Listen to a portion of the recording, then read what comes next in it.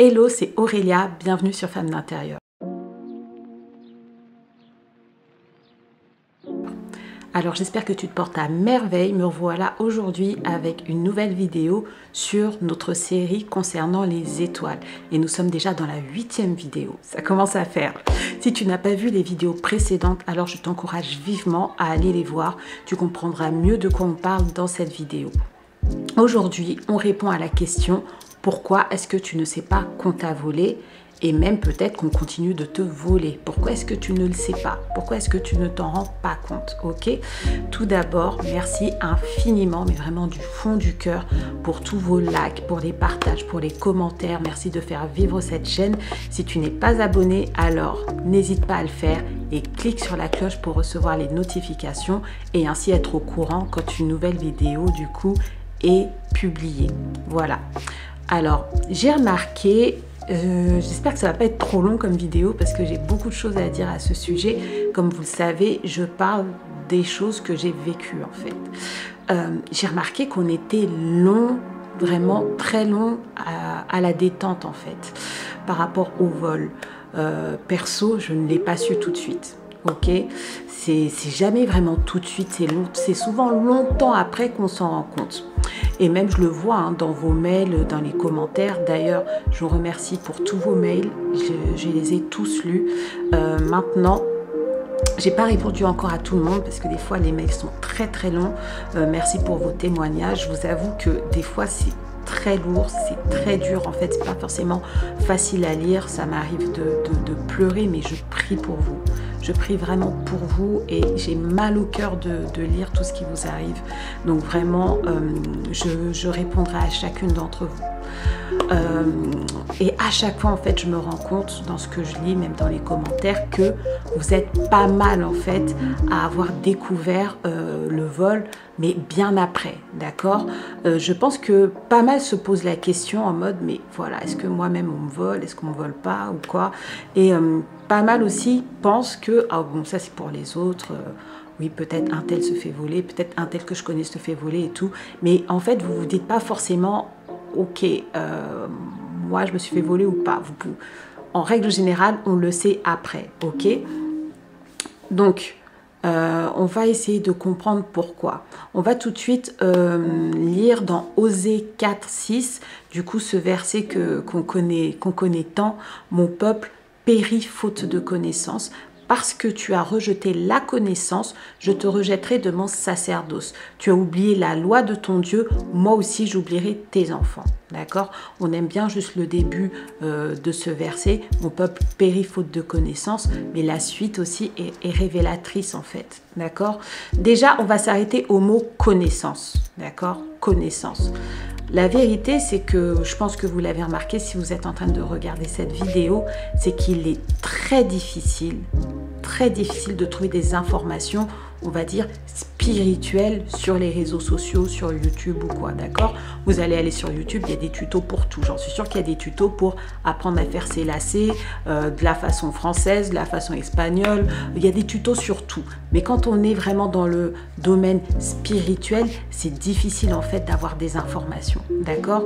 Du coup, par rapport à ça, ce que je tenais à vous dire, c'est que c'est un sujet, là je vous parle des étoiles et je pense que majoritairement les sujets qui sont traités sur Femmes d'Intérieur, ce sont des sujets qui sont très combattus, d'accord? C'est très combattu.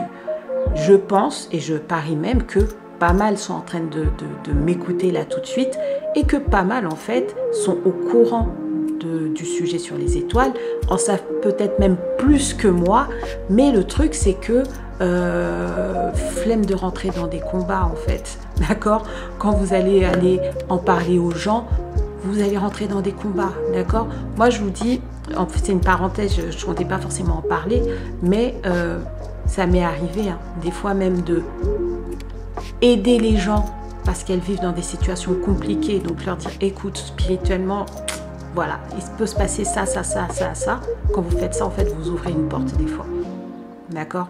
Donc, c'est délicat, en fait, de traiter ce genre de sujet. C'est délicat de venir en parler. Il y a beaucoup de combats. Donc, pour les personnes qui le peuvent, Donc j'allais dire celles qui le peuvent, mais il y a aussi des hommes, donc je compte aussi sur vous. Vraiment, si vous pouvez faire quelque chose pour cette chaîne, pour continuer à faire des choses, c'est vraiment... enfin, je veux dire, pour que je continue en fait à publier et tout, c'est vraiment d'intercéder pour la chaîne, parce que vraiment, elle dérange. D'accord?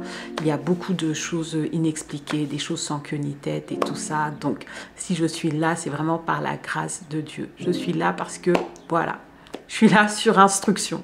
D'accord? Sinon, qui cherche les problèmes dans la vie? Personne. Ok? Bon, on veut faire taire les voix qui vont vous aider à vous libérer. D'accord? C'est ça qu'il faut retenir. Et du coup, par rapport à ça, vraiment, si vous pouvez... toutes les chaînes YouTube ou que ce soit même des blogs, il y a plein de choses, des sites internet chrétiens. Sachez que l'ennemi veut faire taire en fait ces paroles. C'est pour ça que des fois, moi je tombe sur des vidéos YouTube ou vraiment des informations vraiment très deep hein, et on voit qu'il y a très peu de vues parce qu'il y a beaucoup de combats.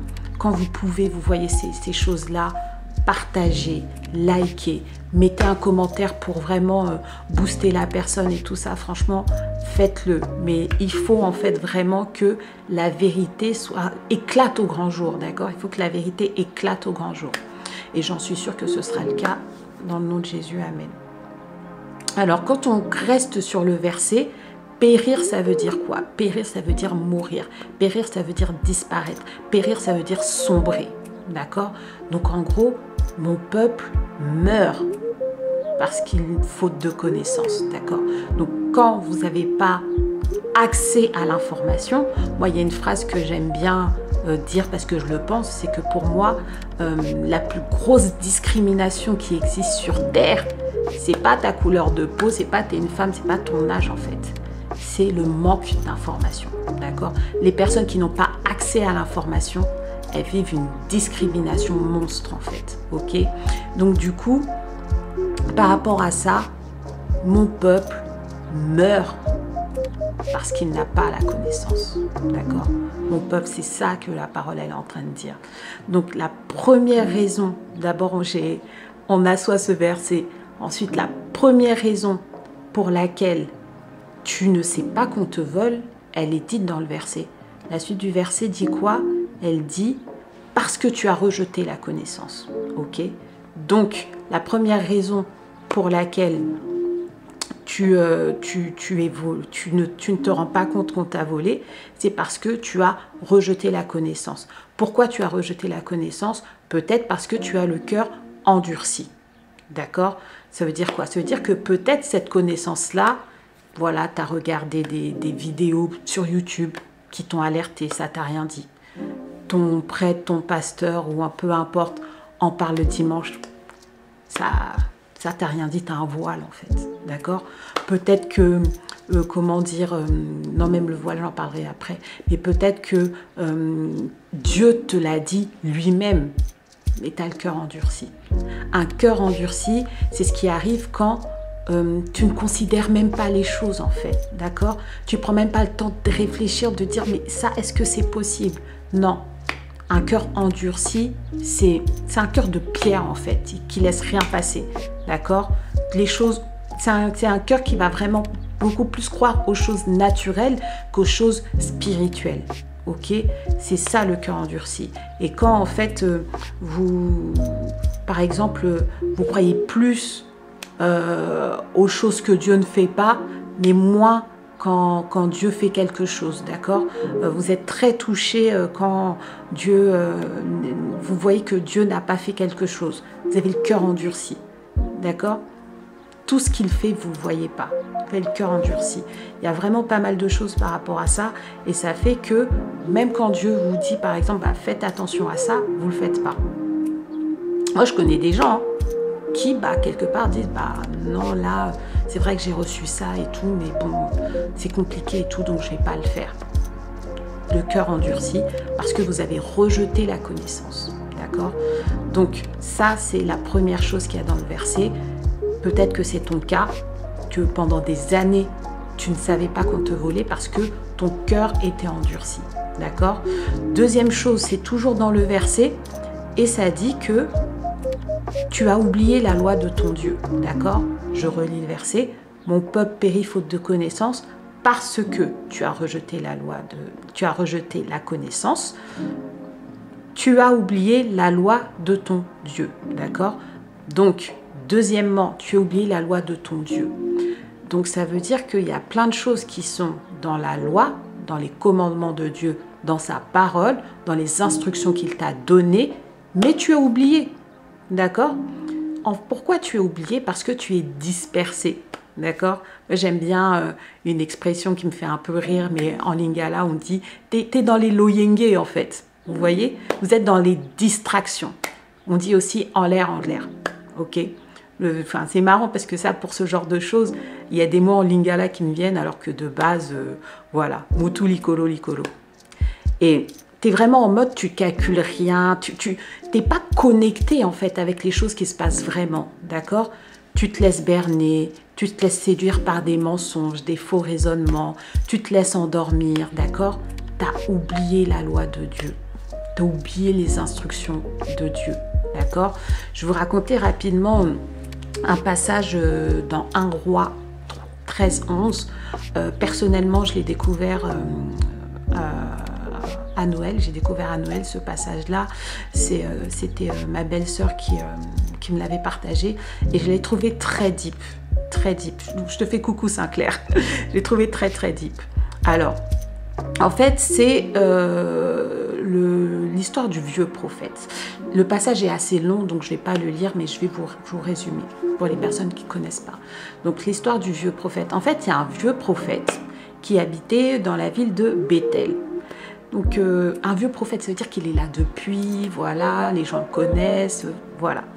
Et un jour, ses fils vinrent le voir pour lui raconter en fait toutes les choses qu'un homme de Dieu avait fait. En mode, ouais, il y a un homme de Dieu qui vient d'arriver à Bethel et tout, il a fait ça, il a dit ça, il y avait ceci, il y avait du monde. On peut s'imaginer en fait que, voilà, il y avait comme une frénésie quoi autour. Et donc du coup, les fils du prophète racontent tout ce que cet homme de Dieu a fait. Et ensuite, le père, qu'est-ce qu'il fait? Tout de suite, il demande au fils, du coup, il est parti par où cet homme de Dieu? Les fils lui disent, ah bon, il est parti vers Juda et tout, voilà, ok. Bon, Juda, c'était une destination, d'accord? On s'est compris. Et il dit à ses fils, bon, allez, scellez-moi l'âne et tout, machin, j'y vais. Donc, il part. Il va, il trouve cet homme de Dieu. Il le trouve assis, posé, tranquille. Et il lui dit, est-ce que tu es bien l'homme qui est venu de Juda ou quoi? Et du coup, l'homme de Dieu, oui, c'est moi, je le suis. Alors, il lui dit, bah, viens à la maison, tu vas prendre un peu à manger et tout, on va se poser, tout ça. Il lui dit ça. Et l'homme de Dieu lui dit, je ne peux pas en fait. Je ne peux pas venir avec toi, je ne peux pas manger et tout, je ne peux pas. Parce que, en gros, c'est l'instruction que Dieu m'a donnée. J'ai reçu que, d'accord, la parole de l'Éternel m'a dit, tu ne mangeras point de pain, tu ne boiras point d'eau, et tu ne prendras pas, en gros, le même chemin par lequel tu es passé. Donc déjà, il ne connaît pas le vieux prophète. Lui, il s'est découvert. Il ne sait même pas, le gars, le vieux prophète, c'est qui. Le gars ne s'est même pas présenté. Mais il dit tout. Il dit, oui, c'est moi l'homme de Dieu. Et puis, voilà pourquoi je ne peux pas venir te suivre. Parce que j'ai reçu ça, ça, ça. Il balance tous ses plans. Et donc, du coup, le vieux prophète lui dit quoi? Lui dit, ah, mais moi, je suis comme toi. Vous savez, des fois, ça nous rassure. D'accord? Je suis comme toi. Moi aussi, tu vois, on est fait... de la même... on est pareil, quoi. De la même veine. Et il lui dit, mais moi, je suis comme toi. Un ange m'a parlé de la part de l'Éternel et il m'a dit, allez, ramène-le avec toi dans ta maison et qu'il mange du pain et qu'il boive de l'eau. Et la parole dit, il lui mentait. Mais je pense que vous avez quand même compris qu'il lui mentait. On a étudié ce passage-là dans le Club Femmes d'Intérieur. D'ailleurs, c'était ce samedi et c'était très édifiant, très très édifiant. Donc, merci aux nouvelles personnes d'ailleurs qui viennent dans le club et ça me rappelle que ouais, on a travaillé là-dessus. Donc, en fait, il avait menti. Il l'a dit. D'ailleurs, c'est pas possible que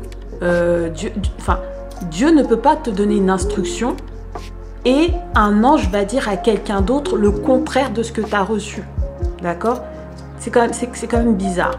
Bon, au final, l'homme de Dieu, il l'a suivi. Tu vois, il a dit, ah bon, il s'est dit, ah mais on est pareil. Moi aussi, des fois, les anges viennent me parler et tout. Moi, Dieu aussi me parle. Donc, lui me dit que voilà, les anges lui ont dit ceci, lui ont dit cela. Bon, ok, je viens avec lui. Grosse erreur. C'est même pas la première erreur. La première, c'est, il s'est découvert. Oui, c'est moi. Moi, j'ai reçu ça, donc je ne pourrai pas te suivre et tout. L'autre ne s'était même pas présenté, en fait. Bon, au final, il est parti avec lui. Il a pris le même chemin qu'il ne devait pas prendre. Il a mangé du pain, de l'eau et tout dans la maison, d'accord? Et tac, tac, tac, ce qui s'est passé au final, c'est que la parole de Dieu dit que l'Éternel dit à l'homme de Dieu, parce que tu as été rebelle à l'ordre de l'Éternel et que tu n'as pas observé le commandement en gros que je t'ai donné, ben en fait, en gros, tu vas mourir en fait, d'accord? Et quand le vieux prophète est sorti avec l'homme de Dieu, il l'a tué en d'autres termes, d'accord? Il l'a tué. Donc, par le chemin, il l'a ramené dans un chemin où il y avait un lion et tout. Il est mort, l'homme de Dieu est mort, d'accord? Donc, en fait, par rapport à ça, vous voyez, ce qui l'a tué, là, l'homme de Dieu, c'est que il a oublié la loi de Dieu, d'accord?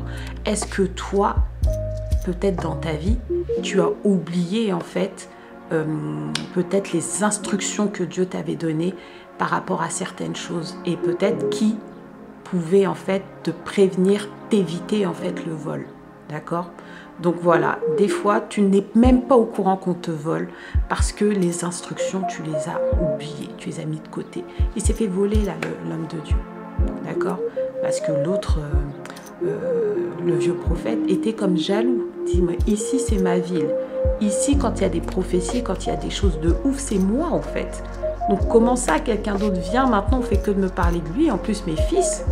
Non, c'est fini. Vous voyez ou pas? C'est fini. Il y a des personnes qui pensent comme ça de vous en fait. Faites attention. Donc, troisième point. Pourquoi est-ce que tu n'es pas au courant? Tu n'arrives pas à remarquer, tu ne reconnais pas quand on te vole? C'est parce qu'on te vole des petites choses, d'accord? Quand je dis petites choses, ça ne veut pas dire qu'elles ont peu de valeur, d'accord? Vous pouvez avoir une bague qui coûte 15 millions d'euros, elle est toute petite, d'accord? Et vous pouvez avoir un gros caillou lourd, énorme et qui ne coûte pas grand-chose, d'accord? Si c'était 5 euros si vous voulez. C'est pas tant la taille, mais on vous vole plein de petites choses qui vous sautent pas aux yeux et vous ne vous en rendez pas compte. Moi, j'en avais parlé dans mes newsletters, mais il y avait un documentaire sur Netflix qui m'avait frappé en fait. Je ne sais plus le titre, je mettrai par là. En fait, c'était des ados qui allaient voler chez les stars à Hollywood. Des adolescents, hein, vraiment tout jeunes et tout. Ils se sont rendus compte que quand ils allaient dans la maison des stars à Hollywood, les portes étaient toujours ouvertes. Vous voyez, des fois, on se dit, non, mais les stars, voilà, ils doivent avoir des chiens, des grillages, des trucs, un système de sécurité de fou. Non, les portes étaient la plupart du temps toujours ouvertes, d'accord? Et le système de sécurité était inopérant. Ça veut dire que même spirituellement, il y a des gens, même nous quand on se fait voler, spirituellement, les portes sont ouvertes. Le système de sécurité, là, inopérant, inexistant.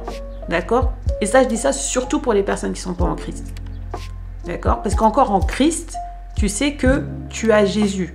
D'accord? Tu réponds de Jésus. Tu peux utiliser le sang de Jésus. Après, on n'aime pas mettre Jésus dans une case. Il fait ce qu'il veut. D'accord? Ça veut dire que même pour moi, les personnes qui n'ont pas encore donné sa vie à lui, il peut opérer dans leur vie. D'accord? Donc du coup, là, qu'est-ce qui se passe? C'est que ces adolescents, quand ils venaient chez ces stars-là, les portes étaient ouvertes. Ils volaient plein de petites choses, d'accord? ils volaient plein de petites choses, des petites sommes d'argent, ils volaient des petits bijoux par-ci par-là, des vêtements par-ci par-là, d'accord. Et en fait, chez les stars, il y avait tellement de choses que les stars elles-mêmes, elles ne savaient pas en fait. Et quand il y avait le témoignage de ces adolescents-là, ils disaient, il n'y avait jamais de plainte. Pendant des 2, 3 ans, 4 ans et tout, zéro plainte, d'accord. Là où ils se sont fait avoir, c'est qu'ils ont commencé à voler vraiment les mêmes personnes, je crois Paris Hilton, et au bout d'un moment, quand ça arrive vite fait et tout, voilà, mais au bout d'un moment, je crois que même elle avait viré tout son personnel qui faisait le nettoyage quoi, chez elle, et en fait ça a continué et tout ça, donc à un moment, voilà, elle avait changé de système de sécurité, caméra, tout ça, nanana, d'accord. Comme des fois il peut t'arriver quelque chose, tu commences à réfléchir. Et du coup, là où ça s'est corsé, c'est quand ils ont commencé à voler. Par exemple, c'était Orlando Bloom, c'est un acteur américain. Ils ont commencé à lui voler des dans sa collection de montres. Il a une collection de montres vintage, des montres qui coûtent vraiment très très cher, des Rolex et tout. Et ils en ont pris genre 1 ou 2. Il l'a remarqué tout de suite. D'accord? Il l'a remarqué tout de suite. Il est parti porter plainte. Ce qui se passe, c'est que ils en profitaient pour voler les stars quand ils savaient exactement où les stars étaient. Ça veut dire quoi? Ça veut dire que la nuit où il y a les Oscars, ils savent que les stars seront à la cérémonie des Oscars et qu'elles ne seront pas chez elles. Donc, ils vont là-bas pour voler. Il y avait un reportage qui était passé aux infos aussi. Les footballeurs professionnels, quand ils sont à un match Ligue des Champions et tout, ils se font voler un truc de fou. Ok, il y avait même à l'époque, si vous avez entendu parler, celle qui s'occupait du comité de Miss France, Geneviève de Fontenay, chaque soir de Miss France, elle se faisait cambrioler. D'accord? Pourquoi? Parce que les gens savent où vous êtes et ils savent que là, vous ne pouvez rien faire, vous êtes occupé. D'accord? Donc, faites attention. Vous avez vu par rapport à l'histoire du vieux prophète, Dieu lui avait dit, ne reprends pas le même chemin. C'est un peu brouille les pistes, d'accord? Tu arrives quelque part, tu repars d'un autre chemin et tout, tu repasses pas par le même chemin, voilà, brouillez les pistes. Faites très attention à ça. Semez la confusion, ne tenez pas informé de vos va-et-vient. Autant dans le monde physique que dans le monde spirituel, d'accord? On parlera bien de ça, les filles, vous le verrez. Autre point, pourquoi est-ce que tu ne remarques pas qu'on te vole? C'est parce que tu appelles ça autre chose. Tu ne te rends pas compte que ce sont des vols spirituels. Tu es en mode, ah, j'ai la poisse aujourd'hui, ça fera un moment, j'ai la guigne. Oui, non, mais là, c'est comme on est vendredi 13 et tout ça. Vous appelez ça autrement, en fait. Vous êtes un peu déconnecté de la réalité des choses, parce que c'est la réalité. Je me suis levée du pied gauche et tout. En Éphésiens 6,12, la Bible dit « Car ce n'est pas contre la chair et le sang que nous avons à combattre, mais c'est contre les principautés, contre les puissances, contre les princes des ténèbres de ce siècle, contre les esprits malins qui sont dans les airs. » D'accord? Ça veut dire quoi? Ça veut dire que des fois, imagine même tu te fais voler par rapport à ton travail. Tu n'as pas de stabilité au travail. Salaire bloqué. Tu as un salaire minable, il est bloqué. Évolution bloquée. Périmètre d'intervention bloqué. On ne te voit pas, on ne t'entend pas. Tu es même limite méprisé. D'accord? C'est genre, tu vas te dire, non mais c'est la poisse, ou c'est à cause du manager, c'est à cause de l'entreprise, c'est à cause de ceci, c'est à cause de cela. Non. On t'a volé une grâce que tu avais par rapport au travail, par rapport à ton expansion. D'accord? On t'a pris ça en fait. C'est pas contre la chair et le sang. D'accord? C'est spirituel. C'est ça qu'il faut comprendre. Il faut prendre de la hauteur pour comprendre ça. Ça peut être aussi dans le sport. D'accord? Dans le sport, tu vois qu'une personne faisait des prouesses et puis du jour au lendemain, accident. Elle ne peut plus exercer. C'est pas parce que c'était vendredi 13. D'accord? C'est pas parce que quelqu'un était méchant ou quoi. C'est spirituel, d'accord? C'est pas contre la chair et le sang, ok? Autre point, pourquoi est-ce que tu ne remarques pas qu'on te vole? parce que tu ne sais pas ce que tu as en fait, d'accord? C'est comme si chez toi, je sais pas moi, tu as plein d'or, tu as plein d'argent et tout, mais voilà, si quelqu'un vient chez toi et te prend 2 lingots d'or, mais que tu n'es pas au courant que tu as ces lingots d'or, bah tu vas rien remarquer en fait.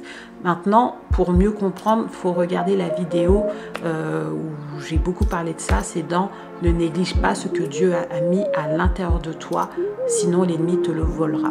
D'accord? Allez regarder cette vidéo-là, je parle vraiment de ce point-là. Ensuite, autre point, avant-dernier point. Pourquoi est-ce que tu ne remarques pas? Parce que l'une des ruses de l'ennemi est de te laisser quelques victoires. D'accord? Ça veut dire quoi? Pour t'expliquer, on va faire comme ça. Imagine, tu vis une vie linéaire, plate. D'accord? Tu vas faire des activités, mais ça ne fonctionne pas. Ça ne fonctionne, rien ne fonctionne.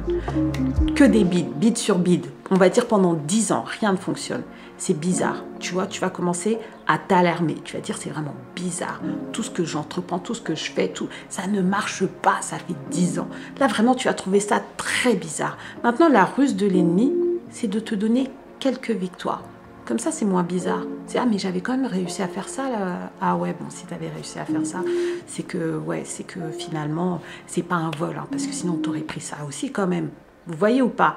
Quelqu'un m'avait dit, il n'y a pas longtemps d'ailleurs, je ne sais plus, qui m'avait dit une des ruses du diable, par exemple, quand il y a des malédictions générationnelles, c'est pas de faire la malédiction, par exemple, une malédiction générationnelle, je sais pas moi, toutes les femmes ne se marieront pas.